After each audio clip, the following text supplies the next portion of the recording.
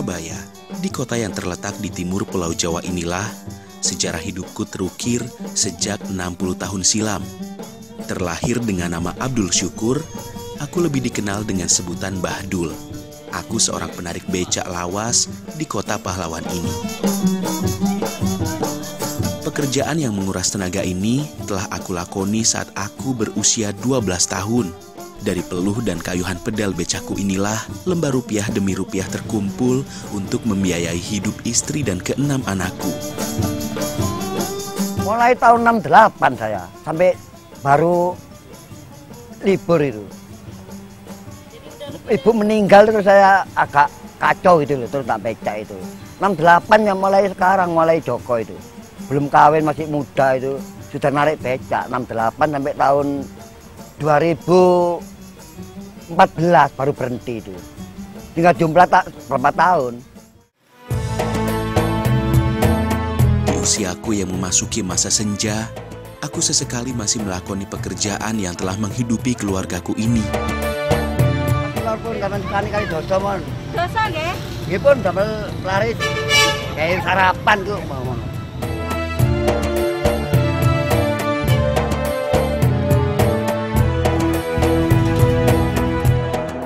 Kita masih kecil bapak tuh tergolong pekerja keras ya.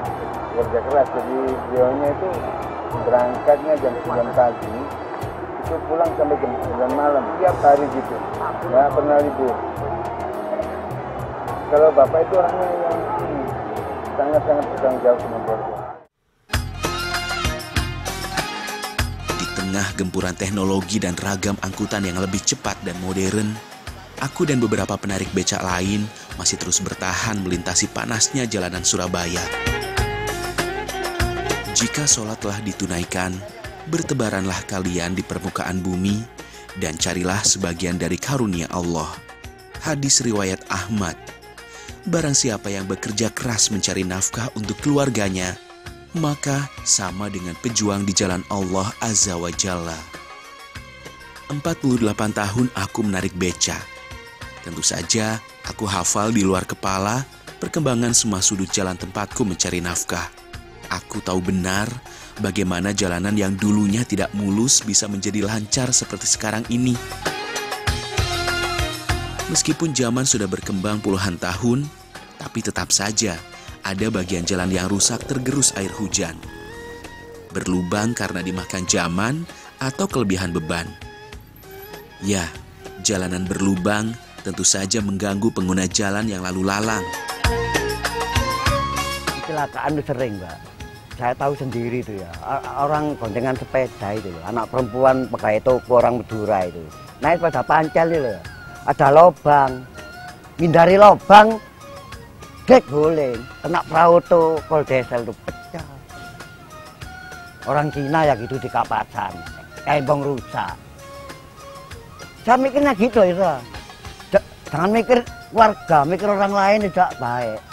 Ya Allah, ini ya, ono sing nglakok duwe pegawai dinas kok embong sampai rusak ngene gak dandani, dikei gombal, dikei ban, dikei tanda. Kalau kasih tanda-tanda ban-ban gini-gini, kalau supir main HP kan ditobrok kan buyar gitu loh. Buyar nggak ada yang ngatur lagi, dan motor nggak tahu, guling. Berulang kali kecelakaan terjadi, membuatku termotivasi untuk menambal jalan berlubang. Kalau saya ya, kalau lubang itu baru, saya tembel tuh nggak berani, takut ditegor. Sama? Orang dinas. Lapa orang sing tembel kok on tembel. Kalau yang lama seperti itu, lapa on tembel kok. Nah ini bilang tahu nggak on tembel, saya berani bantah gitu. Tujuan saya tujuan baik. Gitu. Dihukum pun nggak mau. Kalau baru lubang itu nggak berani. Kalau sekarang Pak Mirta, zaman modern, dipoto sama orang, dilaporno gini, langsung ditembel gitu. Aku tidak asal menambah lubang jalan, karena aku juga tidak mau melanggar peraturan. Kadang-kadang saya berangkat dari rumah ketemu sama Pak Dul. Dari depan dekat bensin Jalan Kenjeran. Kadang-kadang becaknya itu ada geragalnya, ada palu, Saya bilang, Pak Dul, itu dibikin apa kamu susah-susah, nanti kalau ada penumpang taruh di mana? Saya bilang begitu. Udah mas, nggak usah ngurusin saya, dia bilang begitu. Kamu aja urusin, kalau kamu mau kerja beca ya udah kerjain aja. Sama bapak saya marahin. Untuk menambal jalan, aku butuh bahan penutup lubang yang tidak mudah rusak. Biasanya aku mencari sisa aspal bekas galian jalan yang tidak terpakai. Sampai jam 2 malam kadang-kadang itu, mulai jam 10. Ya sampai saya tadi terkenal tuh malam, nembel jam 2 malam. Saya tembel tambah dimarah-marahi polisi. Yang salah tuh memang saya, Mbak. Soalnya macet, polisinya muji. Kan rame darah tembakan ini, sekolahan. Jurusan Sarturi Dupa itu kan ke timur itu kan macet. Lubangnya itu bahaya.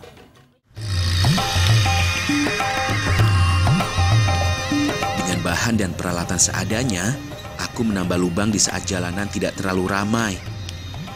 Meski aku sudah melakukan hal ini hampir 10 tahun, tetapi masih ada saja orang yang tidak menyukai apa yang aku lakukan.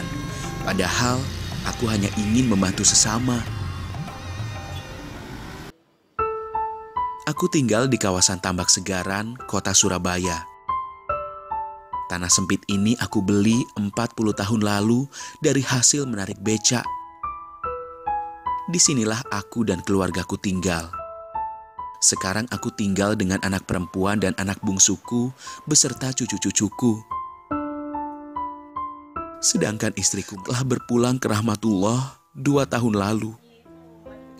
Sedih rasanya ditinggal istri yang telah menemaniku puluhan tahun dan menerima ikhlas keadaanku. Aku tuh kepingin anak-anak itu ngumpul, kepingin anak-anaknya tuh ngumpul, ngomong-ngomong gitu loh. Tapi kok nggak ada yang datang gitu loh, Mbak. Kayak orang Jawa itu Bang Resulo gitu loh, Bapak itu. Kok nggak ada ibu? Kok memang setelah ibu nggak ada itu Terpecah semua. terpecah semua. Nggak ada yang datang sama Bapak. Nggak ada. Sejak kepergian istri, aku banyak menghabiskan waktu dengan keluarga sambil tetap menambal jalan.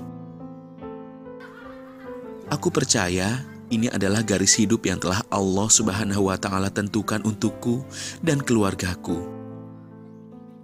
Tiada suatu bencana pun yang menimpa di bumi dan tidak pula pada diri kalian sendiri, melainkan telah tertulis dalam kitab Lauh Al-Mahfuz sebelum kami menciptakannya. Sesungguhnya yang demikian itu adalah mudah bagi Allah. Quran Surat Al-Hadid 57.